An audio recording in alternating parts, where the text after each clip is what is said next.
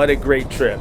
And really, more importantly, what a great hotel, what a great museum, what a fantastic trip to the Boeing Museum of Flight. Let's see what today has in store for us on the trip back to Texas.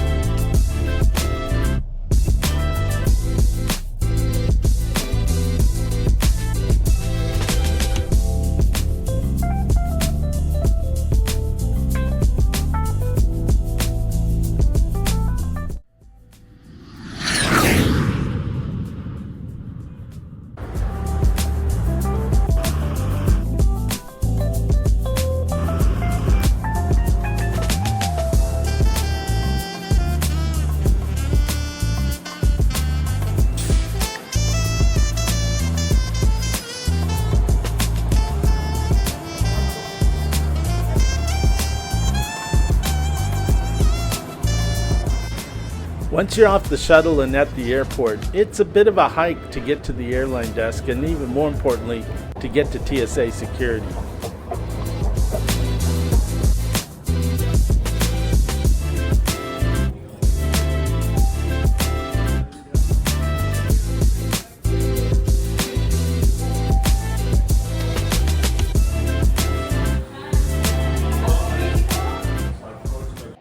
I'm here at the Alaska Airlines Lounge and I'm going to enjoy a short meal. Wanted to talk a little bit about my experiences thus far. So the hotel. I would recommend with everything I have that the Mediterranean Inn in Seattle is a great hotel for the price, particularly for prices for hotels near downtown Seattle or in their neighborhood. Great neighborhood. Every restaurant was excellent. The hotel room was really, really good. It's not the newest and largest and most luxurious, but for a traveler who's looking for a really solid room, quiet, and where the service staff are really taking care of the right things, 100%. I will be giving them a big review on Google and wherever else. And little item of note, I booked them through American Airlines hotel site. That was actually the best price, and I earned something in the order of, I think, 5,800 American Airlines points and loyalty points for a 3-night stay, which I think is great. Great city. I don't want to make it political, but I do want to make an observation. The idea that this city is at war with the homeless and there's trash everywhere and all the rest is just false, and you'll see in my videos that isn't really there because I go down many streets randomly with my cameras rolling. Did I see some homeless? Yes. Was anybody egregiously wrong or behaving badly or crime going on or any of that? I'm going to tell you that I personally witnessed none. And in terms of the level of homeless that I saw, I have just as much in my North Dallas suburb, which is considered one of the better suburbs to live in. Homelessness is a problem for everyone, but most particularly for those who are homeless. And I will just say that I saw nothing that would indicate trash, rampant drug abuse, theft, threatening anybody. None of that happened. Nothing looked remotely close to it. My mother, who was with me, commented on that independently. So this isn't really a political statement. Here's what I would tell you. Seattle is ripe to be visited. And if you have a reason to go, there's a lot to see. And you'll see that in my videos. Great city, great food, extremely friendly people. It's always nice to go someplace where everybody's asking how you're doing and seems to mean it. Everything very well taken care of. So that was good.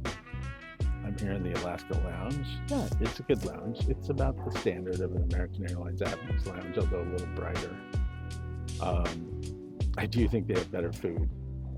And I'm going to be a habitual user of Alaska Airlines Lounge when I can. But good plane spotting here. It's comfortable. It's quiet. Again, everybody's very friendly. Like, I got handled by the front desk agents at the lounge in a very pleasant way. I would say everybody wishes to be treated that nice. So let's see, what else? SEA-TAC Airport. A little old, a little more crowded, not very open in spaces except for Terminal N. Not a bad airport. It's notable that with my clear and TSA pre-check, I got through the security line in quite literally about 90 seconds, maybe 2 minutes. I think even with pre-check, I would have been through in 5 minutes or less. And there was quite a few people there. Everybody was handling things very well. So, going to do a little plane spotting. Going to have a little bit of a meal. Then I'll be getting on the plane in a short while and flying home. And we'll talk about the trips on the plane once I get on the plane. So, that's all. Thanks for watching.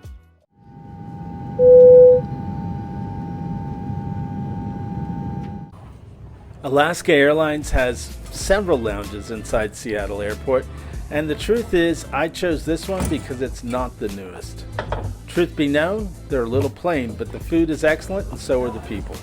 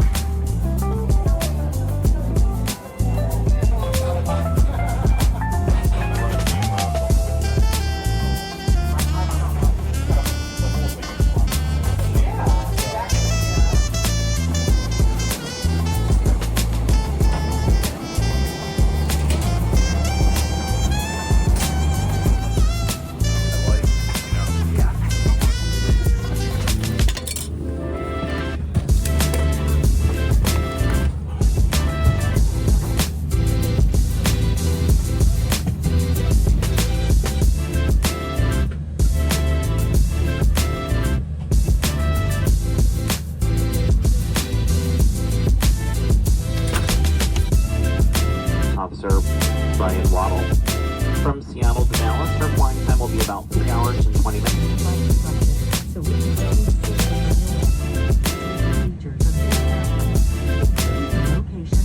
Covering in the event oxygen mask drops from overhead compartments. Remove your face covering before music movies. What have you? Headphones must be attached. Our purposes as well. We now invite you to sit back, relax, and also if you are still continuing talking on a telephone, now is the time.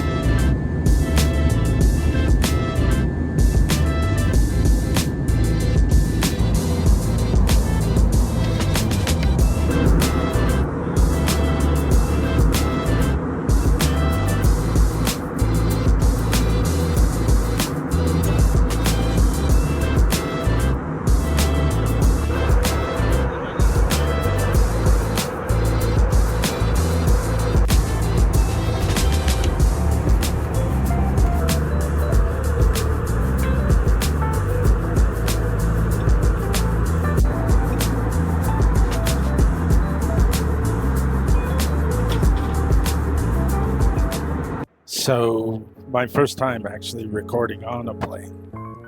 But I want to talk about a few things on the flight. One of the most interesting things, we have 3 male flight attendants, and that's a unicorn for any airline.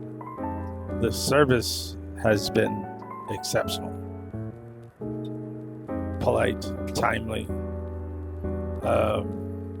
It's the way you always hope things are. And they are a fair bit of the time, but today's a little more exceptional. Airplane, typical and classic American Airlines first class section for domestic. I mean, one of the things that I like about this is it's the same on every airplane. You know exactly what you're getting, you know exactly what to prepare for. And that's just not true on a lot of other airlines. We took off on time. We're flying quickly across the sky. This is going to end with me taking a quick lift home. Couldn't be happier with this trip. Today, and you'll see in a cut-in of this video, I was able to try out the American Airlines chicken parmesan. So it was chicken parm, macaroni, salad, and I will say this, in the last year or so, the meals have become better and better. I had chicken shawarma on the last flight, and I love that meal. It's the perfect meal for flying. It's low cal, it's filling, it tastes good, it's got enough seasoning in it. This chicken parm was very much the same. And, you know, you can look for more exotic foods, you can look for things that are more attractive in appearance. But at the end of the day, to be able to have a meal, feel satisfied, and be ready to go on to other parts of your flight, that's a good deal. I think we're going to be served a dessert of Haagen-Dazs ice cream, which I think is also great. I mean, I like ice cream. I avoid ice cream, but I like it. So, anyway, we're about 2 hours away from landing. We'll have a little bit more video of our flight as we go across. Just a short while ago, we saw Wyoming. Looking forward to seeing what the other states look like. Everything seems to be covered in snow right now. That's all we have right now. Thanks for watching.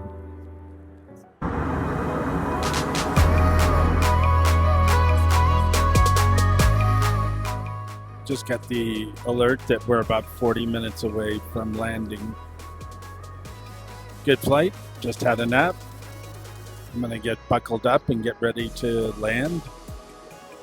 And then it's a quick drive home and I'm there. We'll see you soon. Remember this, if you take advice on travel from us, you're gonna end up on an airplane.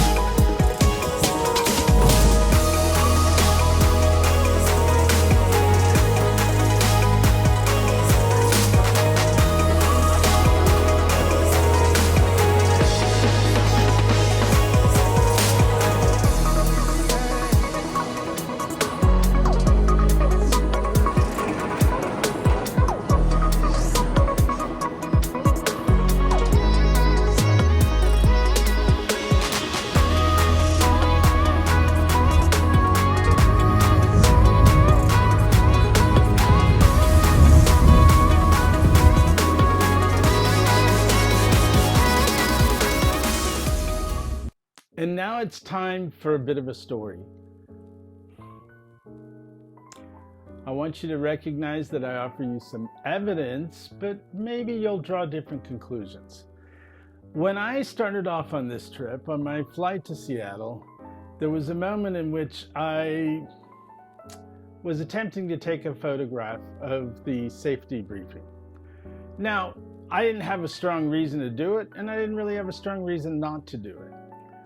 But as I was doing it, I got approached by a flight attendant from behind me and got scolded pretty good.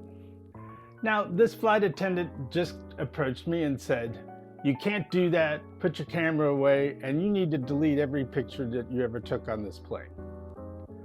That's a pretty direct quote. Not perfect, but pretty direct. Without saying another word, I said, "That's fine. I'll be happy to comply." I am not going to delete pictures from my phone or videos from my phone on the basis of a request like that, at least not unless I think there's a very compelling reason. But there's absolutely no reason to argue with a flight attendant as you're getting ready to take off. So, I will say that flight attendant treated me with a certain amount of, I wouldn't call hostility, maybe not open hostility, but definitely she carried a certain energy that felt negative. Now, by contrast, the flight attendant who was servicing first class was magnificent. And I want to say that she took a lot of the bad taste out of my mouth. I do think that the flight attendant that scolded me went into the conversation believing that if she didn't act aggressively, I might argue with her. And the truth of the matter is I don't think that's an excellent way to approach people, particularly when you're in a service position. That being said, who knows what kind of day that she was having. The truth be known, I didn't think much of it after I got off the aircraft until the day before I was to return. The day before I was to return, I went to check in for my flight online. I got my notice, it's time to check in, and it wouldn't let me check in. In fact, it was giving me a rather ambiguous error. It said something related to security. I needed to check in at the main terminal desk. Okay. I wouldn't have thought twice about this had I not had that exchange with that flight attendant. And the truth is the only other time that I thought about that flight attendant was as I was leaving the airplane that night. And I thought, I should really call American and talk to them about this because this is going to be a problem. And then my next thought was, no, you need to just give that a benefit of the doubt. Maybe she was just having a bad day. Go about your business. And I did. With the problem with checking in, I phoned American and I talked to a customer service agent at the American Airlines Executive Platinum phone number. I explained what happened and I explained my suspicion that that check-in had been stopped as a result of that. Now, her reply was, "That has nothing to do with it. I'm sure it has nothing to do with it. I'm really sorry for that." And my explanation to her was I told her what I was doing. I told her I complied immediately. And I told her that I wasn't looking for an argument with the flight attendant as we were taking off. But that I did feel like the flight attendant had exhibited a certain amount of hostility. And I even told her that as I got off the plane, I thought that that flight attendant might complain about me as a passenger. Now, again, the American Airlines reservation agent assured me that nothing like that could be going on. And I believed her and said, "I will just look to check in when I get to the airport. Thanks very much for your time." I went about the rest of my day. Except, about an hour later, just on a hunch, I tried to check in again. And to my surprise, suddenly there wasn't any kind of security issue and I was able to check in. I had no trouble getting through the rest of my flight. And I will say no one acted as if they needed to be aware of me. And I don't feel like American was treating me as a bad passenger. To the contrary. I think everybody but that flight attendant was an absolute pro. I think they were friendly. And the truth of the matter is I had two pretty good flights. Going up to Seattle and coming back, I had responsive service. I had flight attendants who clearly cared about the service product in first class. And let's be clear, it's a privilege to be in first class, but it's a real treat to be around flight attendants who are clearly enjoying their job. So maybe this is all just coincidence, and maybe it isn't. I do think we live in interesting times, and I do think flight attendants are going into more and more of these conversations in the belief that they're going to have a fight or an argument with a passenger. And honestly, I think that's at times causing more fights and arguments with passengers. I don't think that's always the case, but I think it's sometimes the case. And I do think airlines could stand to have some training on de-escalating these moments with passengers as opposed to being confrontational.